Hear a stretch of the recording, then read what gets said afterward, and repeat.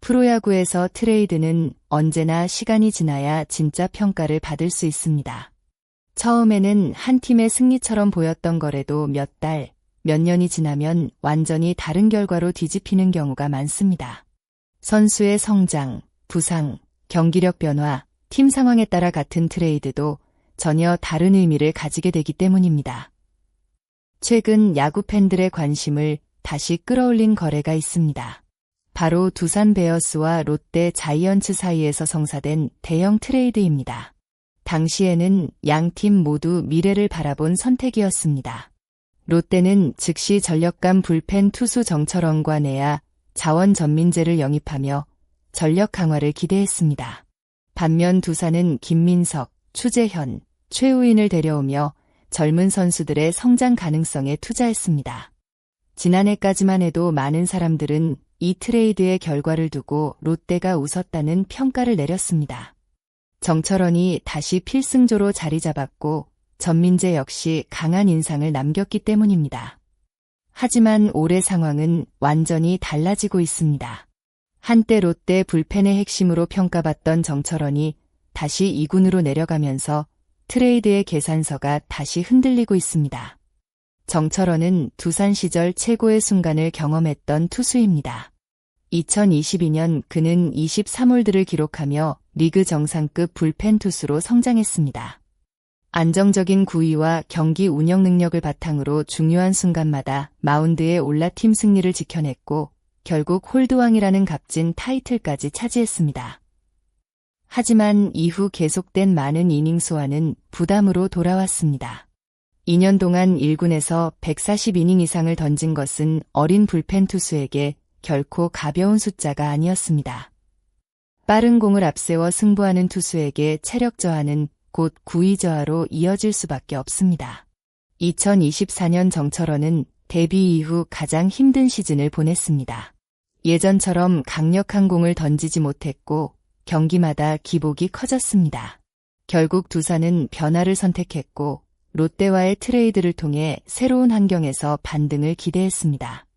그리고 롯데에서 만난 김태형 감독과 함께 다시 살아나는 듯 했습니다. 지난 시즌 정철원은 75경기에 출전해 70이닝을 소화했고 8승 3패 21세이브라는 성적을 기록했습니다. 특히 필승조 역할을 맡으며 역시 정철원은 살아났다라는 평가를 받았습니다. 하지만 자세히 들여다보면 불안 요소도 존재했습니다. 평균 자책점은 4점대를 기록했고 이닝당 출루 허용률 역시 필승조 투수로서는 만족스럽지 못한 수준이었습니다. 원정 경기에서는 좋은 모습을 보여줬지만 홈 경기에서는 흔들리는 모습이 반복됐습니다. 겉으로 보이는 숫자는 화려했지만 내부적으로는 위험 신호가 존재했던 것입니다. 올 시즌 정철원은 기대와 달리 다시 어려움을 겪고 있습니다. 34경기에서 28이닝을 던지며 1승 2패 3홀드, 평균 자책점 6.75라는 성적을 기록하고 있습니다. 팀이 중요한 순간 믿고 맡길 수 있는 불펜 투수를 원했지만 결과는 기대와 달랐습니다. 지난달 1군에 복귀하며 반등의 기회를 잡는 듯했지만 오래 버티지 못했습니다. 복귀 후 출전한 경기에서도 안정감을 찾지 못했고 4경기에서 4이닝 동안 3실점을 기록했습니다. 특히 허용한 안타 중 장타 비율이 높았다는 점은 심각한 문제로 지적됐습니다. 무엇보다 눈에 띄는 부분은 구속 하락입니다. 지난해와 비교했을 때 평균 구속이 약 1.5km 정도 떨어졌다는 점은 정철원에게 큰 고민거리입니다. 불펜 투수에게 빠른 공의 위력은 가장 중요한 무기입니다. 구속 저하는 타자들에게 더 많은 타이밍을 제공하고 결국 피안타 증가로 이어질 가능성이 높습니다. 여기에 시즌 전 발생했던 여러 외부적인 변수까지 더해지면서 경기 집중력과 컨디션 관리에도 영향을 받았다는 분석이 나오고 있습니다. 결국 롯데는 다시 한번 결단을 내렸습니다. 정철원을 1군 엔트리에서 제외하며 재정비 시간을 주기로 한 것입니다. 트레이드 직후에는 롯데가 큰 이득을 봤다는 의견이 많았습니다. 정철원은 즉시 전력 불펜으로 활약했고 전민재 역시 좋은 수비력을 보여주며 주전 유격수 경쟁에서 존재감을 드러냈습니다. 반면 두산이 데려온 선수들은 당장 큰 결과를 보여주지 못했습니다. 김민석과 추재현은 기대만큼 성장하지 못했고 최우희는 아직 시간이 필요한 선수라는 평가를 받았습니다. 하지만 시간이 흐르면서 분위기는 조금씩 변하기 시작했습니다. 특히 김민석이 성장한 모습을 보여주면서 두산의 선택도 다시 주목받고 있습니다. 젊은 선수에게 투자한 결정이 조금씩 결과로 나타나기 시작한 것입니다. 물론 롯데 역시 완전히 실패한 거래라고 볼 수는 없습니다.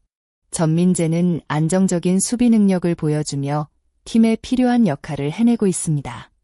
유격수 포지션에서 꾸준히 발전하는 모습을 보이며 트레이드의 가치를 어느 정도 증명했습니다.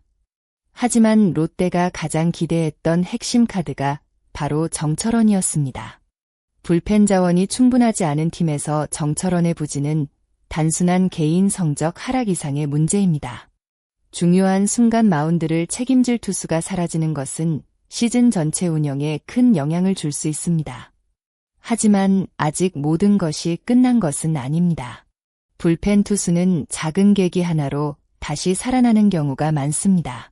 휴식과 재정비를 통해 구위를 회복하고 자신감을 되찾는다면 정철원 역시 다시 중요한 역할을 맡을 가능성이 있습니다. 그가 이미 보여준 능력은 분명합니다. 홀드왕 경험, 많은 경기 경험, 중요한 순간을 버텨낸 기억은 쉽게 사라지는 것이 아닙니다. 현재 필요한 것은 과거의 모습을 억지로 찾는 것이 아니라 지금 자신의 상태를 정확하게 파악하고 다시 처음부터 만들어가는 과정일 것입니다. 롯데 역시 정철원의 부활을 기다리고 있습니다. 팀의 목표가 높은 상황에서 경험 많은 불펜 투수의 존재는 매우 중요합니다. 만약 정철원이 후반기에 다시 살아난다면 지금의 부진은 단순한 일시적인 흔들림으로 기억될 수도 있습니다. 반대로 반등하지 못한다면 이 트레이드는 또 다른 평가를 받게 될 것입니다. 야구는 결국 결과로 말하는 스포츠입니다. 두산과 롯데의 선택이 최종적으로 어떤 결과를 만들지는 아직 진행 중입니다. 그리고 그 중심에는 여전히 정철원이 있습니다. 두산과 롯데의 대형 트레이드는 아직 결론이 나지 않았습니다.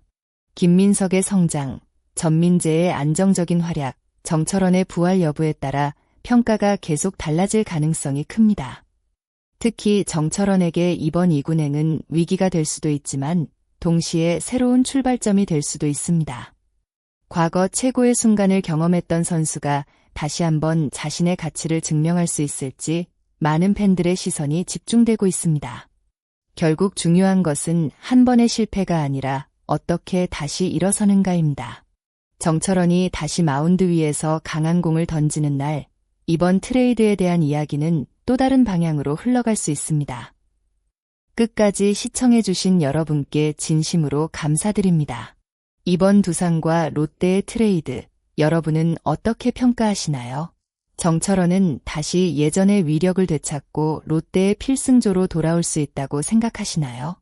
아니면 이번 트레이드는 이미 두산 쪽으로 기울었다고 보시나요?